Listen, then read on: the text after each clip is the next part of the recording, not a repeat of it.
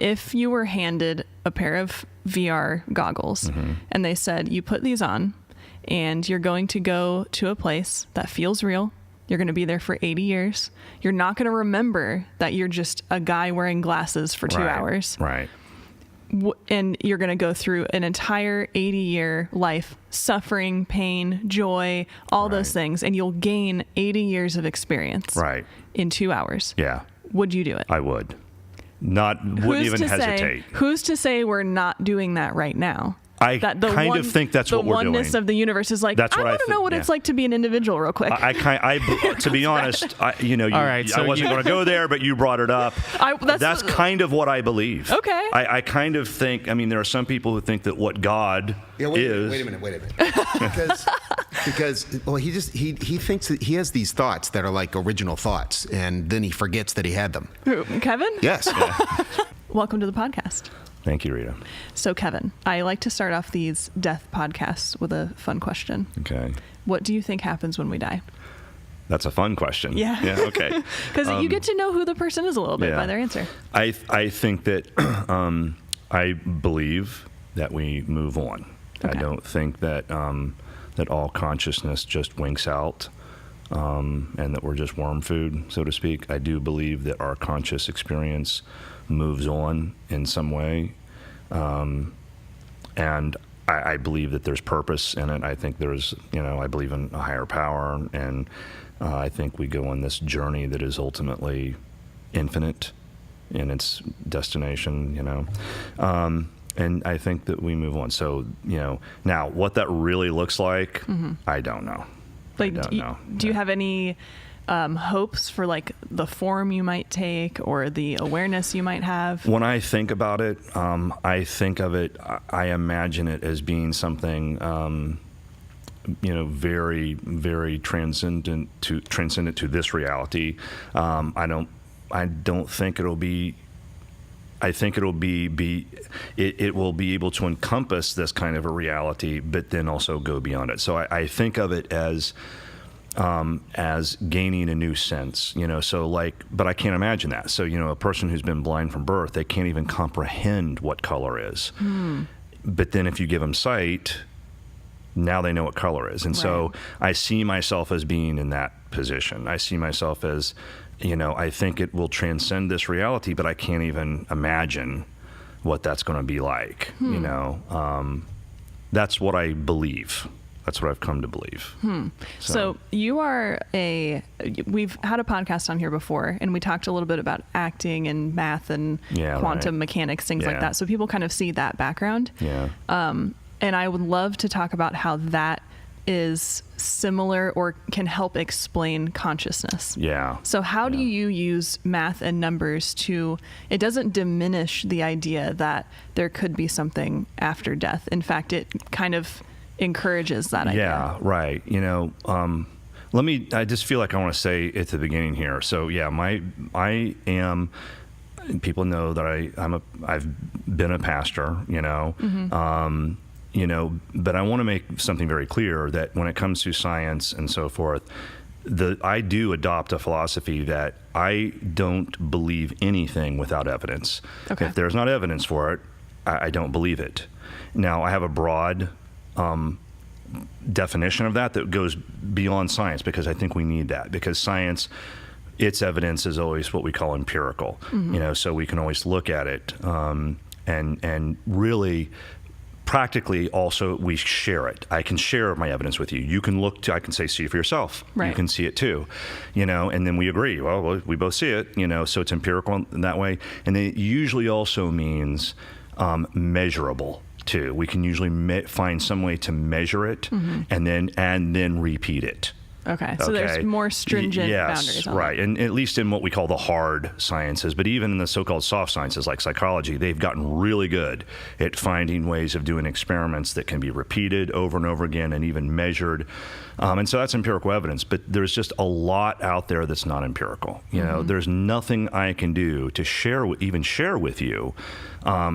If I tell you that my grandmother loved me more than anything else in this world, there's no way I can prove that to you. I can't I can't offer you any evidence for that, And even if you had been there with me, watching her hug me, kiss me, whatever. I mean, you couldn't have really known what I was feeling or what she was feeling, you know. Right. So there's a lot of things that just aren't measurable, but we all know that they're true.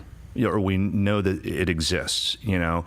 And so I think we have to find a way to incorporate that kind of evidence that is fundamentally not empirical, into our total worldview. And I do that. Okay. So in that sense, I go beyond just being a scientist, but there's got to be evidence.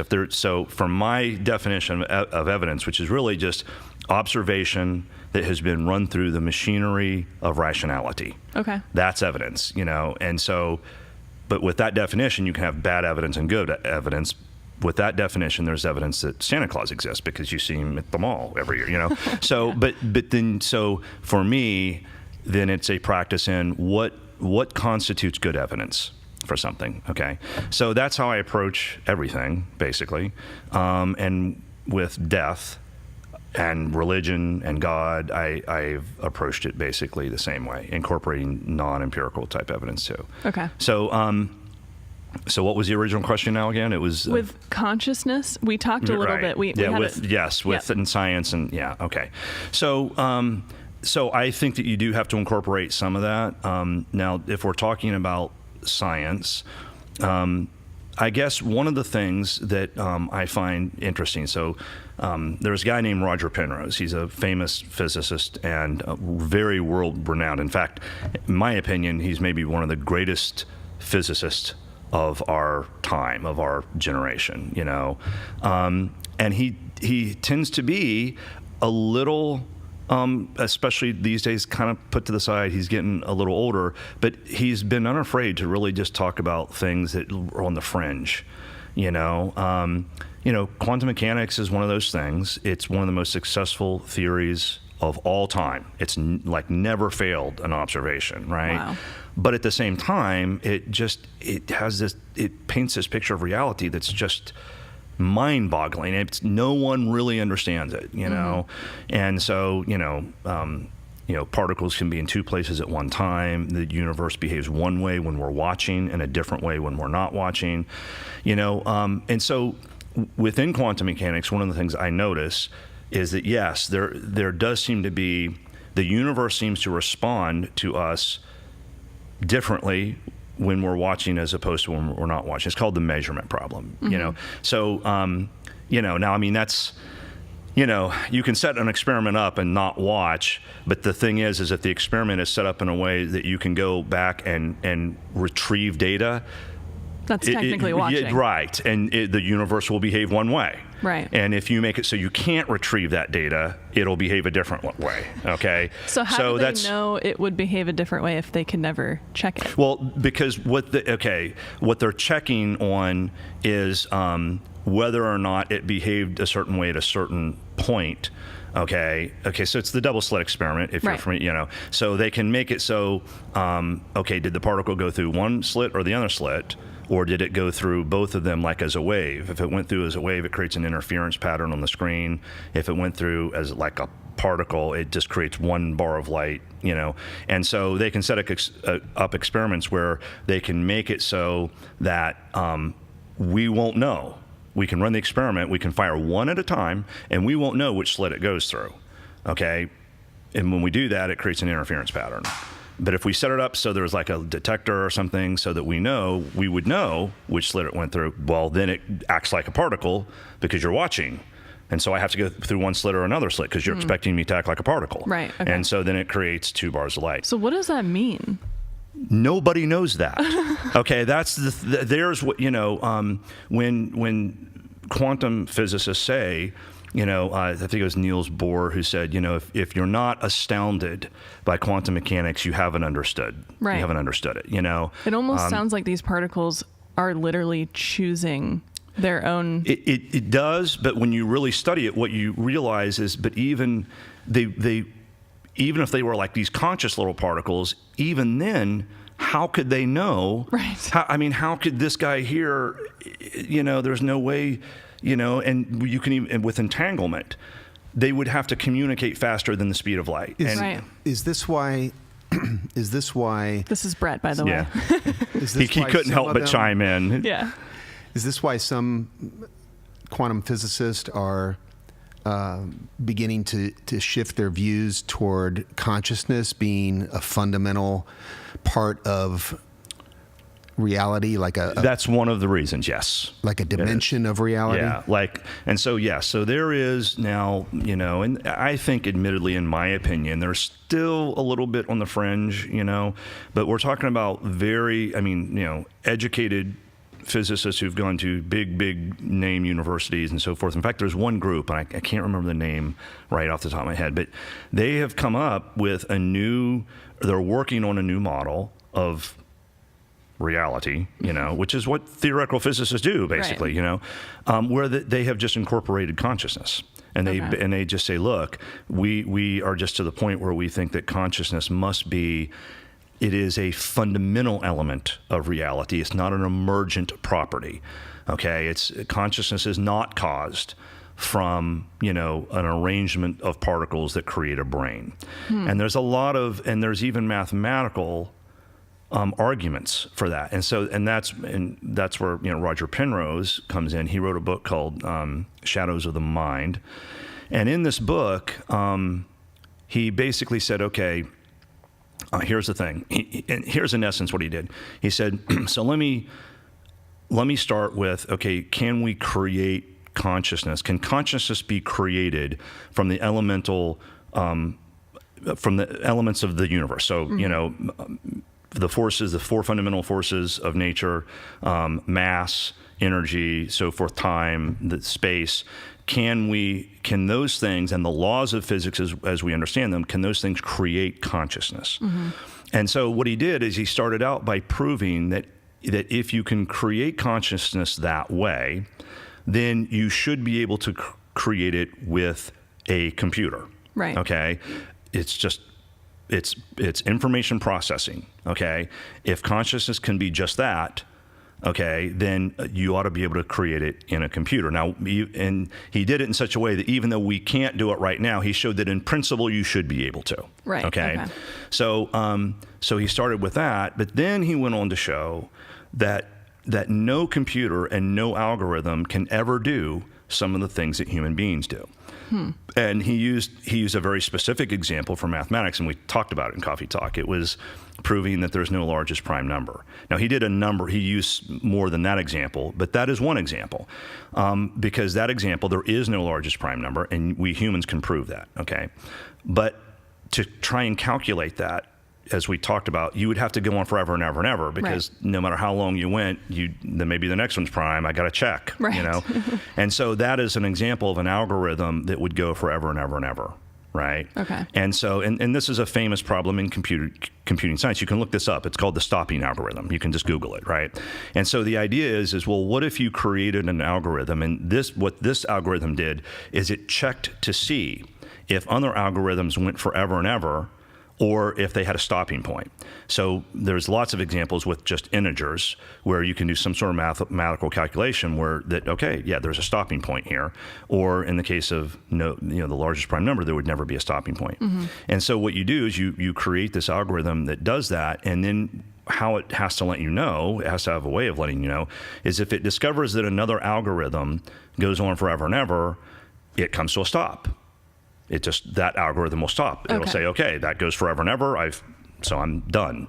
Okay. If it shows that algorithm comes to a stopping point, then it goes into a loop and it goes forever and ever. Interesting. Okay. So if you tried to create that algorithm based on some of these mathematical facts with integers, because it would be proving things about algorithms that just use integers, well, then its input would just be integers too. Right?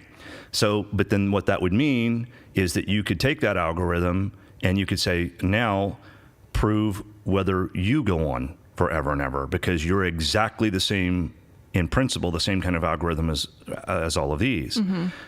But then if you apply it to itself, if it discovers that itself goes on forever and ever, it has to stop.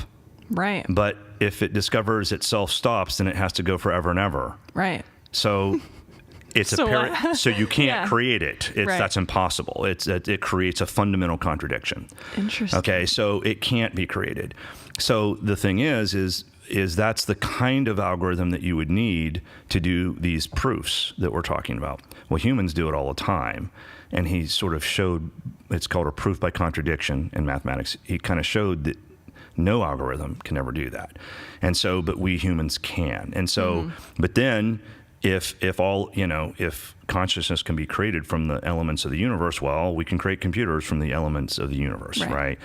And so it was really pretty, in my opinion, I mean, his conclusion is, look, whatever consciousness is, it is clearly something that absolutely cannot be described in principle. It cannot be described by our understanding of the laws of physics as they stand right now. It cannot be. Interesting. Okay. And I agree with him. In fact, this is one of those areas where, I kind of look at the scientific community and they sort of sometimes they'll ignore something and I'm like, guys, he proved it. I mean, he did it mathematically, and so I don't know how you could get around that. So I agree with him.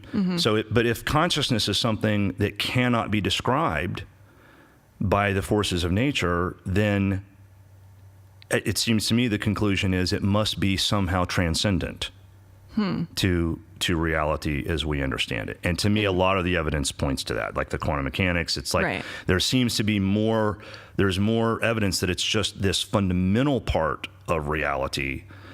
Because we can't explain, there's a similar way that we can't explain mass, right? Like you can say, here's an atom. Well, an atom is made up of protons, neutrons, electrons. Well, but now, the protons are made up of quarks. And then what are quarks made? But we get down to this place where we're like, what is the difference between somethingness and nothingness? Right. And there comes this place at which what do you say? Right. You can't, and that seems like that's what happens with consciousness. Right. But why would the conclusion be that it continues or that it's always there or transcendent? Like, why is that the conclusion then?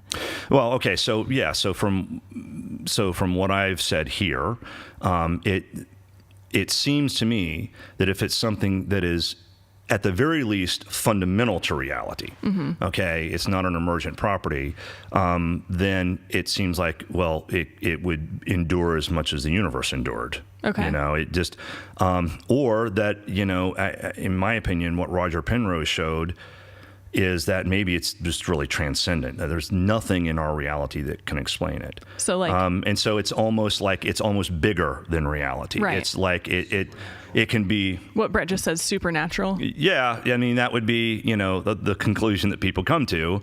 And by the way, there's a philosophical analog to that argument, and here it is. Okay, and it uses logic. So let's you and I assume for a moment that naturalism is all there is. There's just the universe. There's nothing else. And so if that's true, then in principle, everything ought to be explainable in terms of the state of the universe, right? Everything, absolutely everything.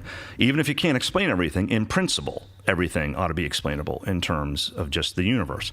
So we start with that, and then we say, okay, so what are some of the things we see in the universe? Well, one observation that we make is that we reason.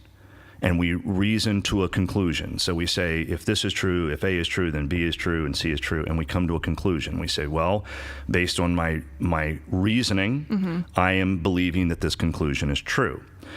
However, if you're a naturalist, what you cannot say is you can't say, I reached that conclusion because of a chain of reasoning. You have to say, I reached that conclusion because of the state of the universe. A guy named Professor Hadley at Harvard some time ago said, if I am to believe that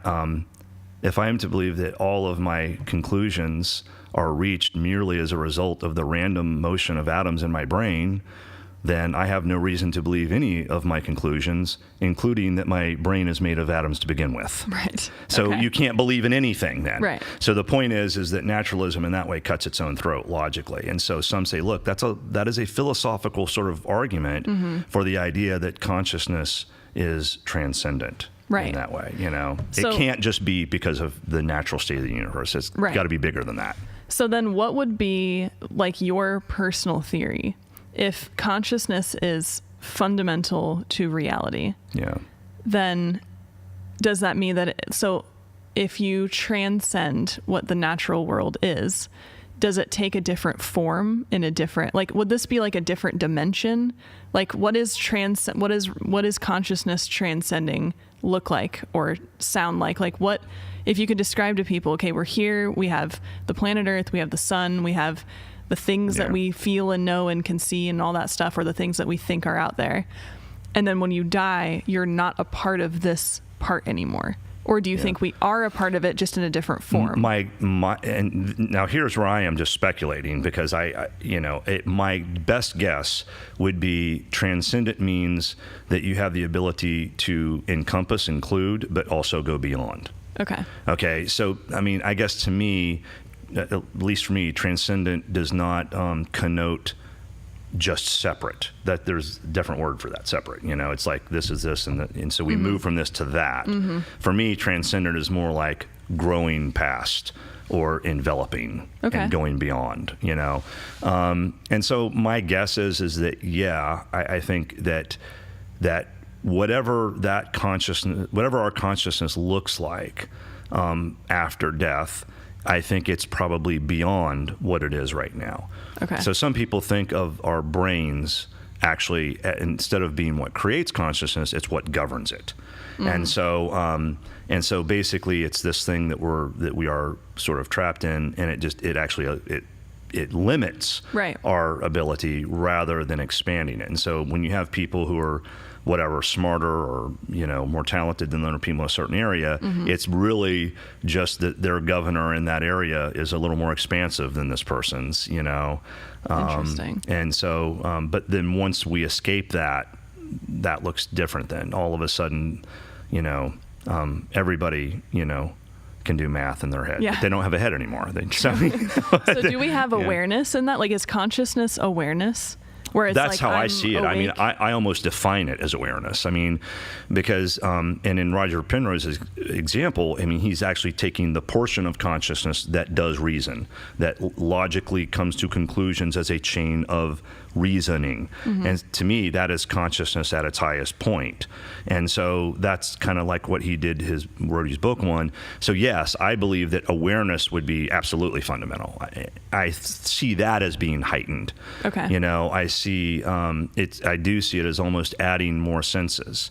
And it's interesting because in near-death experiences, people have experiences where that they are able to talk about things that they saw and experienced that are confirmed and verified that took place in the surrounding area and another room in the hospital, and that's real. That's very, very real. For some reason, I heard somebody say that was proven to not be real or something like that. No, that person's wrong. Yeah, I mean that.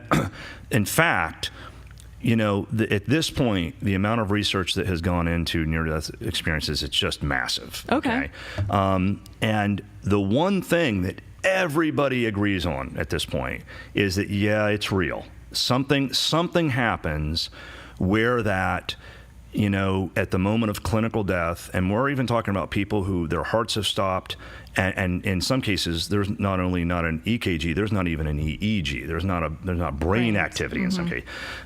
And those people are able to come back and report having witnessed or observed things. And then people are able to verify that and say, that really happened, or that conversation took place. And so they can do it in a way that like not even conscious people could have done it who were standing in the room with them.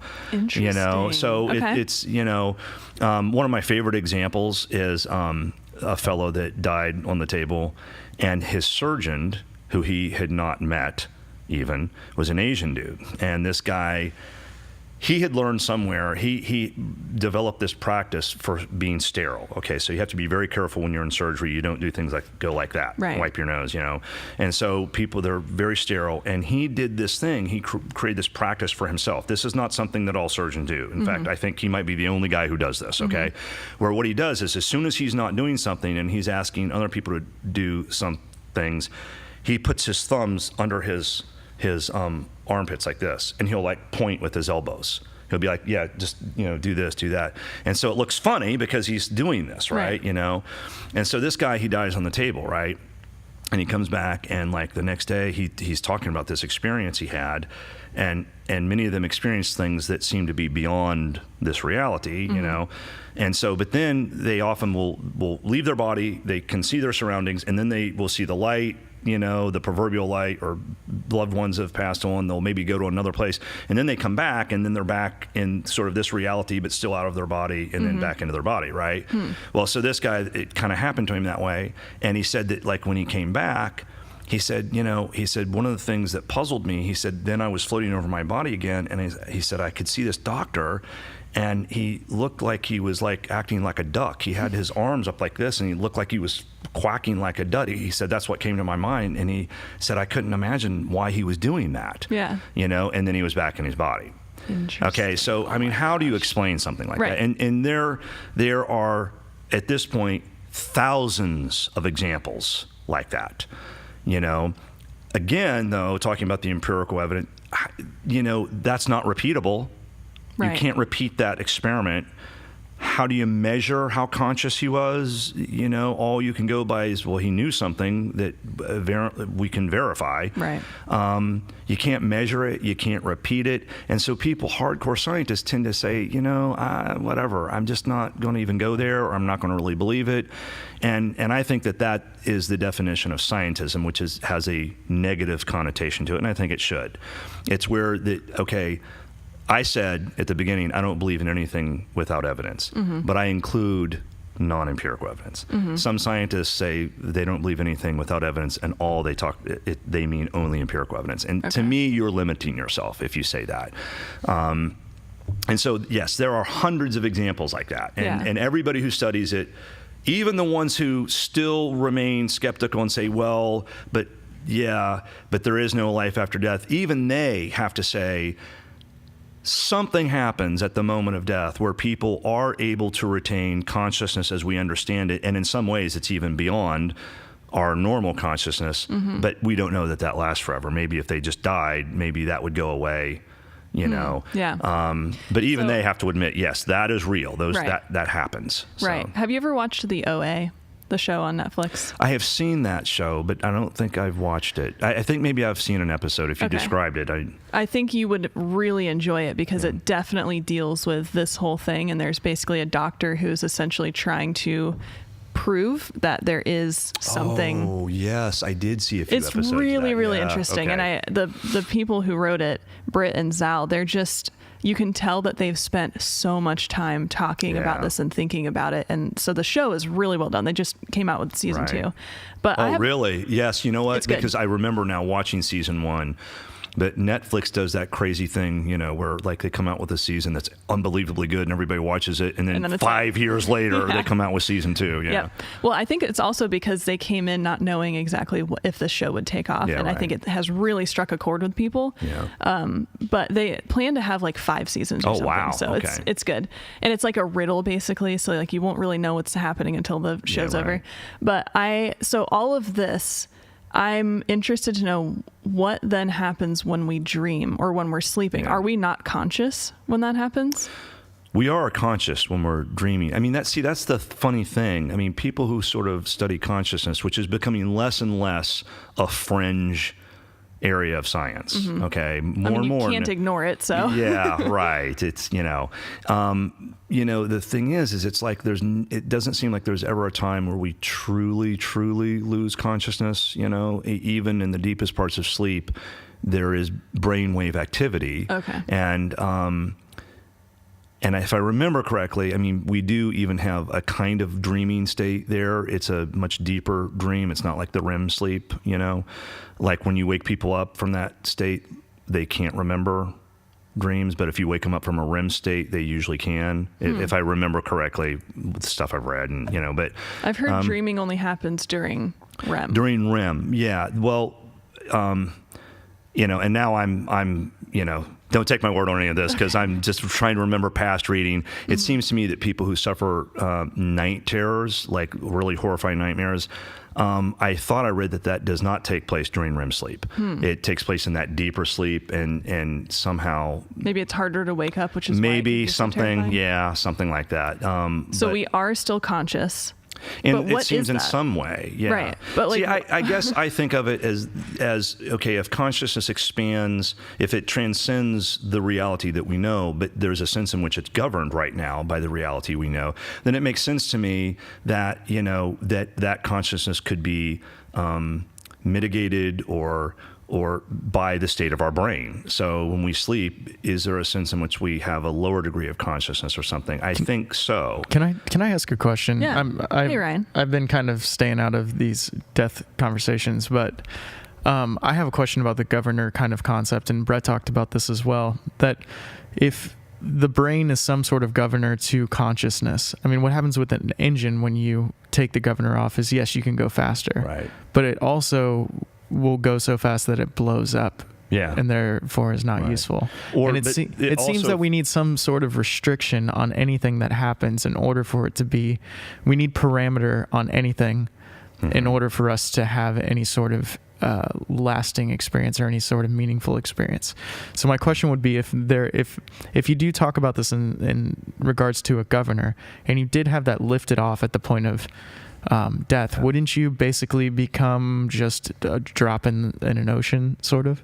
Would there be any sort of individuality in the conscious experience? Yeah, that's a good question. I don't know. Well, I know we don't know any of this. This is all just kind of speculation. I mean, there's definitely, Brett's coming to the mic. Well, what I wanted to say was, the sages that talk about this sort of thing, when they reach the place that they call enlightenment, let's say, they describe it almost exactly the way that you just did, Ryan. That they cease to exist as a self. Right. And even some who experience the hero dose trip on psychedelics, they die as a self, and they just have oneness. But what's weird about oneness with everything, so what's weird about that, though, is then what is that you're aware of your oneness, yourself's oneness with all things. You, yourself, is aware of the death of yourself. Yeah. So there must be some degree of understand that there's still an understanding of individuality, and I think that's a good example. Oh, that's good. Right. So that's a good example of what we were talking about. A person blind from birth, once they see color, they understand it. So, like, maybe you become one, with the universe or whatever, and your consciousness is wildly expanded, but you now understand what it is to be an individual. You understand it, but you're not that anymore. Right. So I wonder, so Ryan and I always have this fun kind of question. So if you were handed a pair of VR goggles and they said, you put these on and you're going to go to a place that feels real, you're going to be there for 80 years. You're not going to remember that you're just a guy wearing glasses for 2 hours. Right. And you're going to go through an entire 80-year life, suffering, pain, joy, all those things. And you'll gain 80 years of experience in 2 hours. Yeah. Would you do it? I would. Wouldn't even hesitate. Who's to say we're not doing that right now? I kind of think that's what we're doing. The oneness of the universe is like, that's I want to know what it's like to be an individual real quick. To be honest, all right, so I wasn't going to go there, but you brought it up. That's kind of what I believe. Okay. I kind of think, there are some people who think that what God is. Wait a minute. Because he thinks that he has these thoughts that are like original thoughts, and then he forgets that he had them. Who, Kevin? Yes. So. Okay. I'm told quoting me, somebody. That dude was brilliant. Oh wait, that was me. No, that's usually me. No, you brought something up and you told me why you believed this was true. And it had to do with simulation theory. Oh yes, right. And why I don't believe. Why you don't think that it's a simulation the way that people think it's a simulation. Right. Okay. So what's your version of simulation theory? Well, it's why I think it can't be true. So some people make the argument that so we can create a simulation and we can create these characters, and so maybe we're characters in somebody's simulation, Now, there's already arguments that say, well, look, but the problem with that, you can look this up, it's called the Boltzmann brain. This guy, scientist, the problem is as soon as you say, well, maybe we're just, if we can create simulations and they get advanced enough, and then maybe those simulations can create simulations, and then they can create, it seems like the odds would be that we are a simulation. Right. But the problem is as soon as you say that we're a simulation, you have no way of actually knowing what the higher reality would be like, and so therefore you have no way of knowing if it's common for them to even create simulations. Maybe in the simulated world they created, which was unbelievably difficult, they've made it easy for us to create, Right. So it could be a completely different thing. But the whole problem with that, and it goes back to consciousness, is that, to create, to do it that way, the way we're talking about here, is that, if we create a simulation that, let's say, is capable of true AI and so forth, well, the way we think of that is we think of the simulation getting advanced enough that it can be autonomous, right? And then once it's autonomous, it can actually tell us things about our world, right? Okay, and do it better than we can, right? Maybe. So then there's a sense in which it's no longer under our authority, right? And so a true AI would always be that, right? Okay. So a little while in the last podcast, in this one, we also talked about the largest prime number. Right. Okay. So here's the thing: a largest prime number. There is no reality. Not even God could create a reality in which you had distinct objects that you could call discrete numbers and call them integers and have an infinite number of them, and then have a set of them so big that anything beyond that set would never be a prime number. Not even God could create a reality like that. So in that very, very simple mathematical proof, and we have millions that are far more advanced than that, you and I now know something about any possible reality. And so whatever our consciousness is, if we were a simulation right now, we know something about our maker's reality. And that maker was unable to keep us from knowing. We reasoned to it, and we now know something about it, right? So there's a sense in which we're kind of no longer trapped in the simulation. We know something about our maker's reality. And so in a very real sense, there would have to be a place at which we got to the point where, we're no longer trapped in the simulation. We know as much about your world as you do. In fact, maybe we know more. And so I don't believe that we're just trapped in like a computer type simulation. And then also the arguments we talked about earlier with Penrose and everything, I don't even think you can really create true consciousness with an algorithm. So, but is it possible that there's a higher reality that can say, what we can do, maybe we could do something with our own consciousness. Now that I can accept. I can accept that we could say, all right, let's do something to our own consciousness where that we limit it, we mitigate it for a time, and we cause ourselves to have these experiences, and then we gain something from those experiences. Right. I can imagine that. I can. And to be honest, I think that's probably something like what's happening. Maybe God said, what I want to do is I want to experience every possible reality there is. So I'm going to fracture my consciousness and put it into these creatures in this other reality, and I'm just going to live out life, and all of these. And each one of us is an iteration of that. And so when we die, we go back into that giant consciousness. So then would there be the chance to then go back out? And so it's kind of this return to the mothership. Right. Yeah. Obviously there's lots of religions out there that believe in reincarnation and so forth. And I think they come to that conclusion because they think, there's got to be something more, something like that. Like, this could go on for infinity. You could just imagine infinite universes, infinite realities, infinite possible experiences for a grand consciousness to continue to have. And it seems to me that consciousness could grow through having those experiences, pulling them back, and then all of those experiences remain real for it, if we call it God, let's say. And in that sense, there is individuality in each one of those. you know? And so it grows forever and ever and ever, and maybe it's even possible that it can have like a relationship with itself between these creatures who have had these experiences, and so you have created a community that maybe some religions call heaven. I see Brett at the mic. It's okay.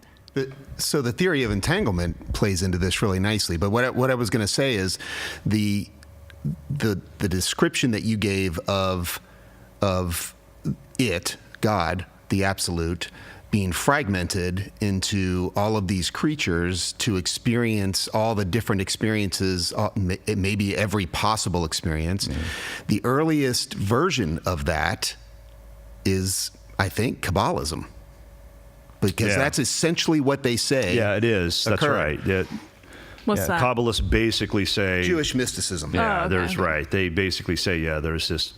Ultimately, there's nothing more than just the light. What do they call that? The Heinz sauce or weird name? I don't know. Heinz ketchup. 57.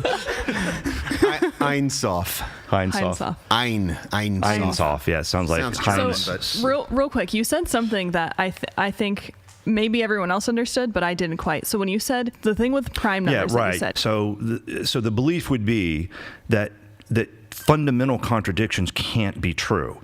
Okay, something can't fundamentally be A, cannot fundamentally be A and fundamentally be B at the same time if A and B are fundamentally different or fundamentally diametrically opposed. Okay, so whatever. If we come up with a definition that's precise enough for, let's say, love, okay, and hate is literally defined as the negation of love. It is the absence of love, okay? Then there's no reality in which I can love you and hate you at the same time. Okay. Okay, because hate is fundamentally, by definition, it is the absence of love. So you're saying with the prime number thing that because it basically goes to infinity, there's no way for God to create a number that's bigger than that infinity? There's no way for God to create a prime number that's the biggest prime number, and that no matter what, no matter how far past it you go, you'll never come to another one. Okay. That's impossible. Okay. Because the way you prove it is you actually start out saying, well, let's assume there is a largest prime number. Okay, and we call it M or N. We say N, and then we say, now let's take all the other prime numbers and put them in a list, and let's multiply them all together all the way up to N. Okay, so that creates this massively huge number, right? And then it turns out that, so then whatever that's equal to, we call that M. We say, okay, so obviously that number is not prime because it's divisible by all the prime numbers, right? But then if you just add 1 to that number, now it's not divisible by any of these numbers, okay? Which means that either it's prime and it's clearly bigger than N, or its prime factorization would have to be made up of prime numbers, none of which are in this list, but presumably you had the whole list up to the biggest one, so all of its prime factorizations would have to be larger. So either way, there can't, so by starting... obviously, I could have told you that. Yeah. I mean... Right. So it's actually a simple proof that most people can understand once you show them on paper. But so what that means then is that when you start off with the assumption that there is a largest prime number, it proves that there is no largest prime number. You come to this contradiction where so that's how proof by contradiction works in logic and in mathematics. You start off with an assumption, and then every step that you make after that, is a step that has to be valid, that you can do, and then you come to a conclusion here that says the first thing isn't true. That can't be true. Okay, or that some other thing that is true isn't true. Okay, and so then the problem is by assuming what's wrong with your proof. Well, if you know all the steps are valid, then the only thing that can be wrong is your initial assumption. Right. And so you now know the opposite of that assumption is true. Okay. So it's like inescapable. So yes, not even God could create a reality in which you had objects and say an infinite number of them. You don't know what God can do, bro. Yes, I do too. You don't know. I do know. So I know he can't. I know he can't do that. So real quick, I think what's so cool is this idea that if you transcend and you're not here, like a part of this anymore, but you can still exist in it. Like the near-death experiences where you can hover over your body, or even things like astral projection, which I don't really know what that is. Like I've watched a lot of videos of people who do it all the time. I've read books where the guy's like, this is how you do it. You just practice, blah, blah, blah. And there's been months of my life where I've like literally tried to sleep all day long just to try to be able to astral project. I'm not even kidding. Yeah. That was during the time where we weren't working real jobs. Right. But when you look at this ability to exist in other forms or other ways other than right here, right now, and even dreams can really come into that, because like last night, I remember being in a situation where I had feelings and it felt like a real existence. So we know that you can be aware and remember and do these things that are not in the actual form of human, but you can exist in the world where the humans exist, and you can observe things, you can float around, you can do all these different things. So are you then, like, in doing psychedelics, are you then a part of another dimension? Have you transcended to another place of existence where, like right now, if we said the name of somebody who has passed away, could they just float in the room and be observing this conversation right now? Because they're like, oh, you called me, so yeah, I can go anywhere, so I'll chill with you for a second. I suppose, I mean, again, this is the place where it's like, I can't think of any way to give empirical evidence. Right. But this is just just in my feeling. Just Kevin. Yeah. Okay. So when I think about my parents, and they've, I guess I tend to think that your consciousness would be expansive enough that you could do things that we can't do now, which would include being aware of many, many things at one time, which we don't seem to be capable of doing. It's hard for humans to even keep track of. If you tried to listen to 3 conversations at once, you can't really do it. Unless you're a spy or something. Yeah, so, but, could I say, hey, Dad, are you here right now, or whatever, and he's aware of that? I think that's very possible, but it would be like a thing where he's aware of that, but he's aware of infinitely other things simultaneously, and so it's just like a different way to exist, right? His presence and knowing that I'm calling for him or talking to him, my gut feeling tells me that he would just see that in a completely different way now. Like, he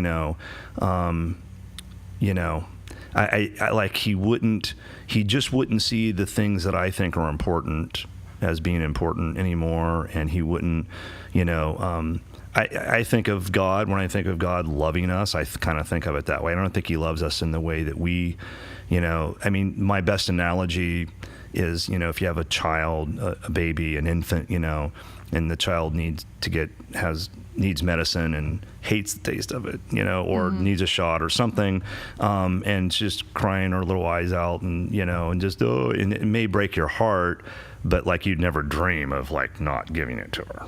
Right. It's like, yeah, but you're still going to take it, Right. And just recognizing that, I know that this is just terrible for you right now, but I'm so far beyond your understanding of what terrible is that it doesn't really affect me, and in the same way. Interesting, yeah. That's kind of like the character of Bran in Game of Thrones. I would say he's gotten to the point where he doesn't necessarily have feelings about the matter. Well, I guess it's the 3-act movie, but he doesn't really have feelings on the matter. He just like knows and says what is. Yeah, right. And that's why a lot of people would say that there is this. Okay, but. So that's the figure of God, but we were listening to Joe Rogan, and what was the name of the guy that was on there? C.T. Fletcher. C.T. Fletcher. He had a death experience, essentially, where he had a heart transplant, but his doctors call it a pause, where, he was dead for a moment and then he came back. So it wasn't necessarily like a true death.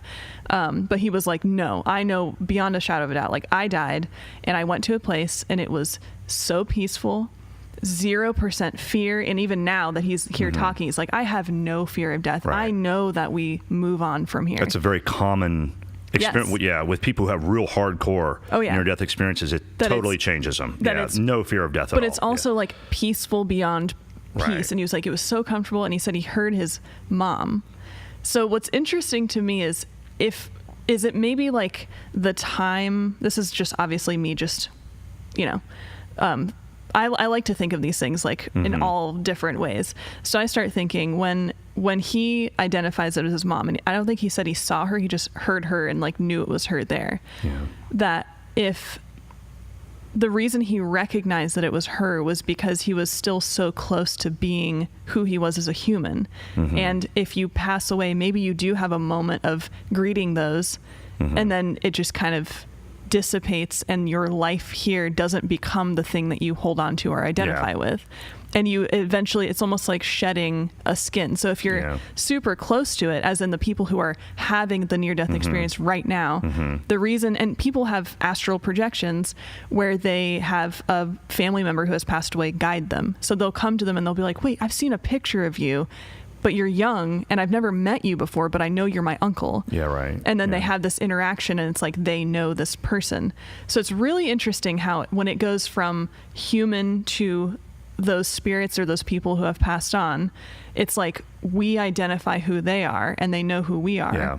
But then if it goes the opposite direction, it's almost like they become more and more identified as the one thing versus like that's my aunt or my uncle. It's like they've meld into the bigger Right. I mean, I can imagine that for sure. I guess I tend to think, though, that this existence probably does have importance, though, even though it would. So, I think you mentioned in the podcast with Brett, you talked about like, when middle school they tell you it doesn't matter because they start looking and, in high school. But, the thing is, though, is it's like, but if you had no training at all in middle school, you didn't go to school at all, and then one day when you were 14, they tried to send you to the 9th grade, you'd be screwed, right? I mean, there's no way you could do it, right? Same with high school, and then going into college, there's no way with no high school training you could just walk into college at that level, And so, and what I also find interesting about that is that, if I'm teaching someone math, let's say, if I were doing it at the high school level, there is a place at which I have to stop helping them. Okay, I have to let them do it on their own. And so the experience that they have has to be one where I'm teaching but not doing for. Okay, and because that experience cannot help them in college if I were to do it for them. Right. And so I have it. My gut feeling is that one of the reasons that we cannot be just completely aware of whatever you want to call it, the spiritual realm that maybe is with us and transcends us at the same time, and we're in it, but our governor doesn't allow us to see it, is that the thing that we have to experience in this world has to be something that is experienced without knowing or having proof of that, or being able to experience it all the time. If you could just tap into it all the time, it would negate what we have to learn here. Right. It would be like me just doing all the homework for one of my high school students. That doesn't work. Right. Going back to the VR style, like if you knew you blah, blah, blah.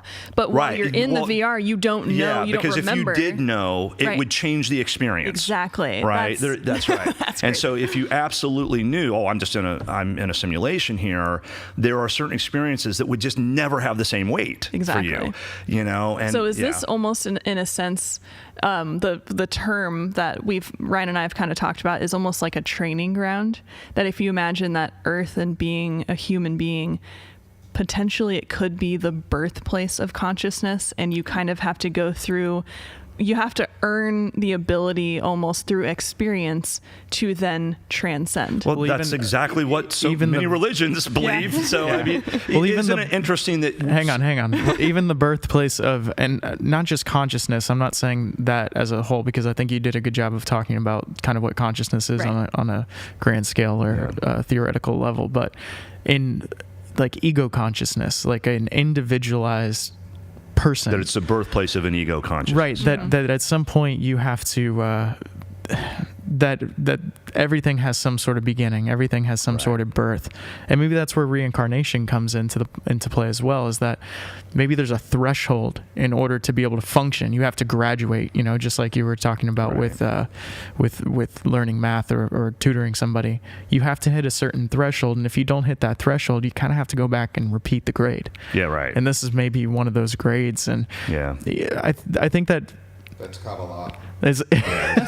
Everything's Kabbalah to you. Buddhists and Hindus believe in reincarnation, and But do they believe reincarnation means you come back and you're that forever? Like you're a tree forever? What is reincarnation? They believe that you keep coming back in different forms to have experiences that you didn't complete, basically, in a very broad way. And then eventually but they can believe in like karma. So like if you're a bad person in your human life, well, you get to come back as a muskrat, and that's going to suck for you. But isn't that kind of an oversimplified I idea of karma? Yes. Yeah, because I think it's wildly oversimplified, in fact. But so anyway, I'll pop out now. Thanks. Okay, thanks, Ryan. So with this kind of stuff, and that's why with this podcast, and I keep wanting to kind of formulate why I'm doing it. I keep learning why I'm doing it with each new one that I do. But I think when people start to think about what is real as much as you possibly can, which there's not a whole lot that's like graspable as like, this is for sure and this won't change in relation to death and like what happens. But if you can venture outside of that and not just say, well, I can't know, so like, I'll just never think about it. Yeah. I think with having these podcasts and having these conversations to say, you can think about it, and when you do, it opens up the doors to your life being more meaningful. I absolutely believe that. I couldn't have said it better. Yeah, and it's just, the physicist Sean Carroll, he says to religious people, he says, look, you guys ought to be doing what we physicists do. What we do is we come up with a model for the universe that tries to explain everything and make sense of it. And so that seems like we should believe that, right?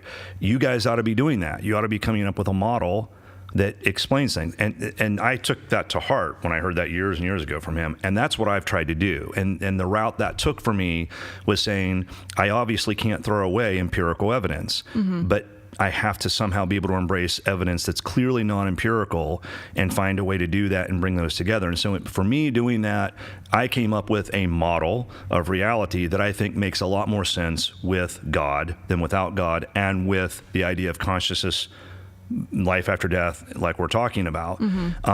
But a couple of things. Number one, I have come to the conclusion that I think there are some things that, yes, are not knowable, and there's a reason that they're not knowable. It would be like someone giving you the answers to your homework. Right. Okay? So they should be. Right. They have to be unknowable in order for us to experience the things that we experience. But I will say this, that in creating that model, I came to a lot of truths or evidence for things to believe that are very compelling.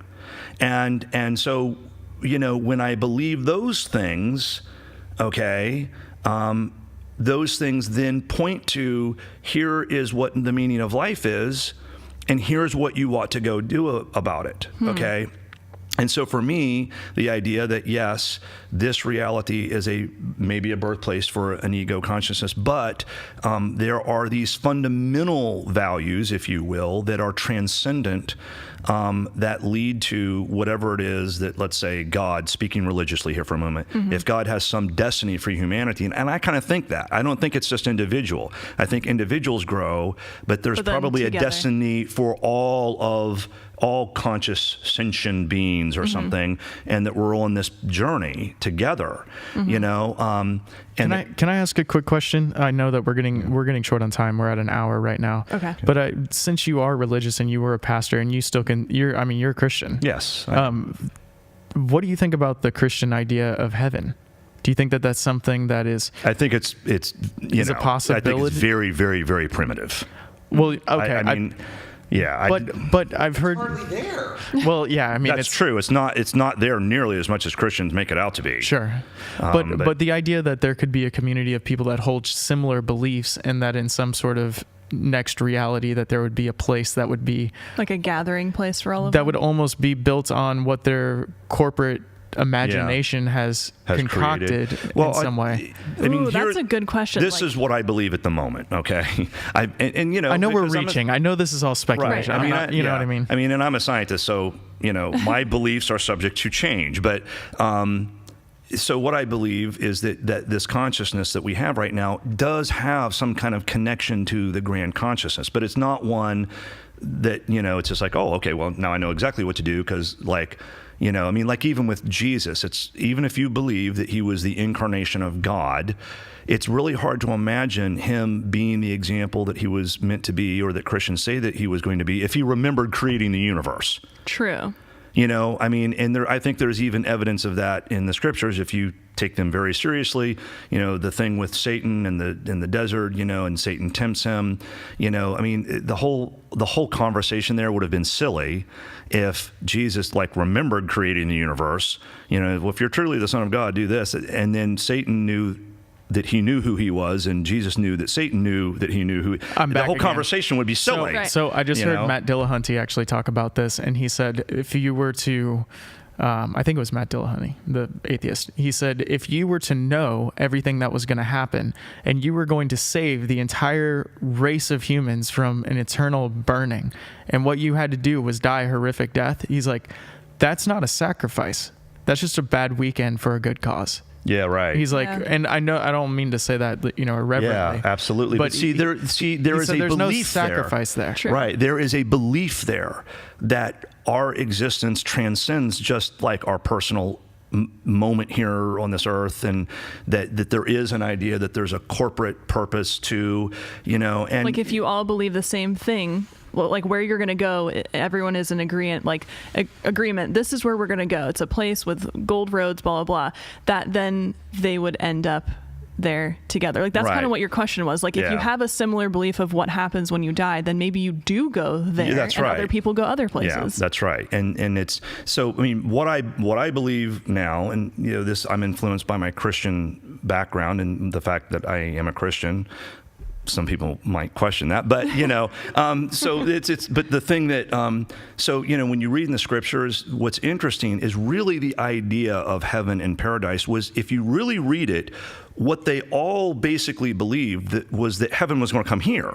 You know, our Father who art in heaven, hallowed be thy name. Thy kingdom come. Thy will be done on earth as is in heaven. And so, and in Revelation and so forth, it was always, you know, the city of God would be on Mount Zion, and the city would be here, and all the nations of the world would go to that city. And all the way back in Isaiah, you know, the swords will be beaten into plowshares. There will be no more wars, and no more, the child will play in the adder's den, and the lion will lay down with the lamb. So there was like this picture that even evolution would be somehow mitigated, you know, and the things that we think of as harsh and evil and terrible in this world would be done away with. Well, my current belief is that yeah, but we bring that about. And so, and I think this is just profoundly important. So a moment ago we said, yeah, there are some things that maybe you can't know and you're not meant to know so that this life has purpose, but there's a lot you can know. And I get very irritated with people who pretend like there's almost nothing you can know. There's a lot you can know, a whole lot that you can know, and a whole lot that there's a lot of evidence for. And I think that the purpose of our lives then, at least in my belief, is that the purpose is that we help take humanity to that destiny. And when you're doing things to help humanity achieve that destiny to the kingdom of heaven on earth, you're being a good person. When you're doing things to keep that from happening, that's what we call evil. And so for me, the purpose of my life is to help bring about that. And so what are the things we can know? We can know things about economic theory, about political theory, about nations and poverty and hunger and how to cure diseases. And we can know things about that. And so to support those things and to help those things and to give your time and energy or money to those things, and say, let's all get on board with those things. That's what I believe good people ought to be doing. I think that's what the church should be doing. And frankly, I think they're doing darn near the opposite right now. So in my opinion, the Christian church, the evangelical church, and maybe this could be said of religious people in general, but the Christian church for sure, they're doing more harm than good as an institution. To say my life is all about moving forward the entire human race, I feel like that can be very daunting. So when I look at my own life, the purpose of it isn't necessarily to eliminate suffering and all these bad things and just have like this beautiful good life, because I think that eliminates experience. Right.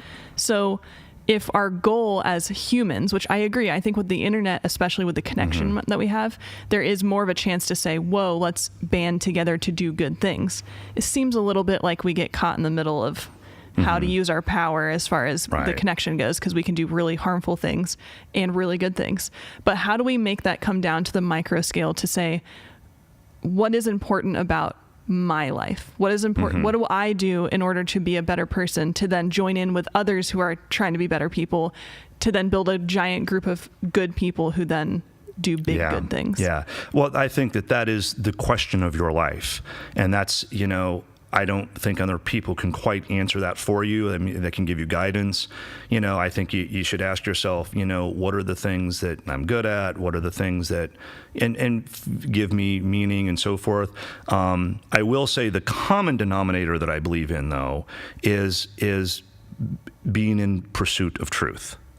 And that's, again, why I do get aggravated with people who just, we can't know anything. And, and some people, some very well-meaning people, and some of these people who I love very much, will often say things like, well, everything is just a perspective. And so you have to just understand other people's perspectives.